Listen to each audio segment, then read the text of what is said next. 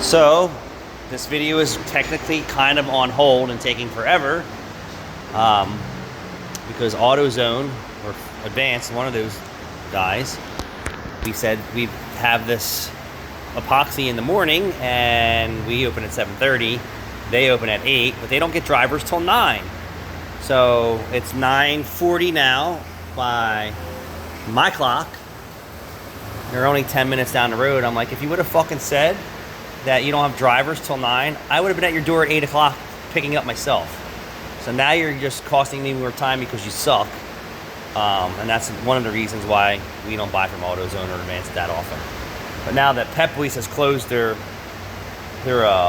retail store across the street from us, now I have to rely on those parts people, which suck in our area, more for cleaners and all that product kind of stuff that I don't stock because I don't need to. I don't really do this kind of stuff all the time. So here I go waiting, twiddling my thumbs, waiting for more things to do, and I could be relaxing and decompressing from my week. I'm waiting for their driver to show up if he even gets the location right. Which wouldn't be the first, second, or third time that they've taken my shit to other Meineke shops by mistake because they don't read. So anyway, here's where we're at. So there was a crack here, so I got a bunch of little pimples, pockets from a drill, and you can go through the pan if you want. I don't advise it, so it just gives it something to anchor to more with this epoxy. So I got a bunch of drill spots here. It's scuffed up really good, and then over here you can see I got a bunch of drill holes in this, and I'm waiting for my gas tank patch because you have to knead it together because it's this white and like gray or black stuff. You keep kneading it like Play-Doh until you mix the the epoxies together, and then you just apply it just like you would that you were playing with silly putty or Play-Doh or pipe dope. And then actually that stuff gets really hot and hard, and that's how it cures. So the pan's pretty dry. You're still gonna have some residue when you're doing this. It's from JB Weld, I think it is too. Gas tank patch. And then what I like to do is spray brake clean all up on this.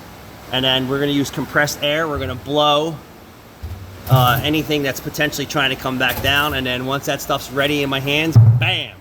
Just stick it on there and just like a tire patch until it sticks to the material, and then let it cure. And then over here, same thing. So this is not as drippy as this. So I'm gonna start here with my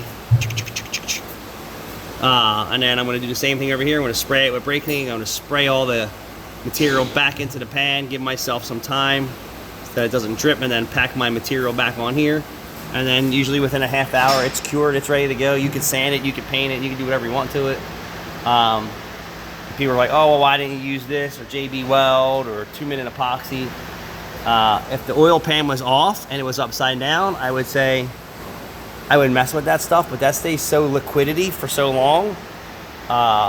You need something that has more texture to it. So this way, when you get in here, you're gonna slam, and it kind of gets into the cracks and stays, and it's not gonna run back down as it's curing like JB Weld or 5-minute epoxy and things like that. And JB Weld definitely will work, but gas tank patch is so much stronger. But experiment it with, try it. It works really well. I like it. I've used it for many different things. Thanks for watching.